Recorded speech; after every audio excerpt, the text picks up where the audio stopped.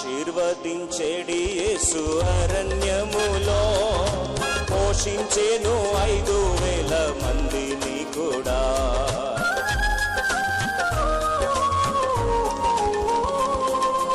ఆశీర్వదించేడి యేసు అరణ్యములో పోషించేను 5,000 మందిని కూడా. తీర్చును ప్రభువే ప్రతి అవసరతన్, తీర్చును ప్రభువే ప్రతి అవసరతన్. యేసు తన్ను తానే అర్పించెను నా